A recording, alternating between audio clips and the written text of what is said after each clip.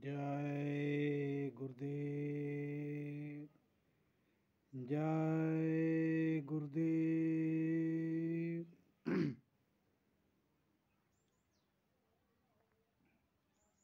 शब्द रूप में विराजमान परम पूज्य बाबा जय गुरुदेव जी महाराज के श्री चरण कमलों में कोटि कोटि नमन बंदन प्रणाम करते हुए आज इस सत्संग समारोह में एकत्र हुए सभी सत्संगी प्रेमी भाई बहनों व ऑनलाइन सुन रहे सभी सत्संगी प्रेमी भाई बहनों को सादर सा प्रेम जय गुरुदेव।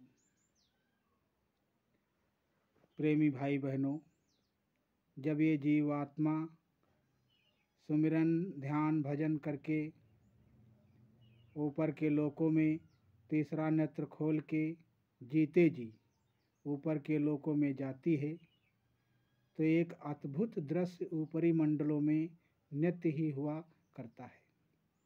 उसमें कोई फर्क नहीं पड़ता, सभी सीन तो बदलते रहते हैं, लेकिन साधक को सूरत शब्द के अभ्यास में जबकि सूरत आत्मा आसमान में चढ़ती है हमेशा ही नजर आया करता है। वह क्या है? नीले पीले सुर्ख सफ़ेद रंग के सूक्ष्म बिंदु। जिस तरह बालुका के कण होते हैं, बिजली के समान दमकते हुए झिलमिल झिलमिल प्रकाश करते हुए नजर आते हैं। पुष्पों के हार व पुष्प आसमान से बरसते हुए नजर आते हैं। यह घटना अक्सर ही होती रहती है। विविध प्रकार की मूर्ति विविध प्रकार के पुष्पों से सजी हुई, जिसके क्रीट मुकुट कमंडल पुष्पों के ही बने हुए होते हैं, आसमान में झलका करती हैं और अपनी मधुर छवि से साधक के मन को आकृष्ट किया करती हैं। कभी कभी आसमान में कतार के कतार सूर्य उगे हुए नजर आते हैं। विशेष तन्मयता हो जाने पर सूरज की फर्श भी जमीन पर बिछी हुई नजर आती है। कभी कभी सुंदर बगीचे भी नजर आते हैं, जिसमें वृक्षों की डाल शाख में जिस तरह से अंगूर के गुच्छे लटकते हैं, उसी तरह से सूरज चांद सितारों के गुच्छे लटकते हुए नजर आते हैं।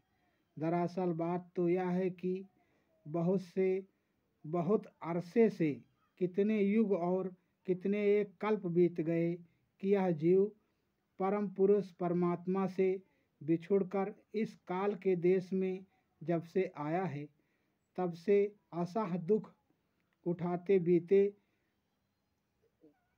बीते किंतु जब संत सद्गुरु की दया हुई तब शहंशाह बनकर अनंत कोट ब्रह्मांड के स्वामी निराश्रित स्वरूप अनामी महाप्रभु के धाम की यात्रा किया। तब सारे दुख काफूर हो गए। उन करुणामयी प्रभु ने अपनी योग माया को इस जीव के स्वागत के लिए भेजा कि इस प्रकार के अनहद बाजती हैं। 6 राग 36 रागनी को सुनाती हैं।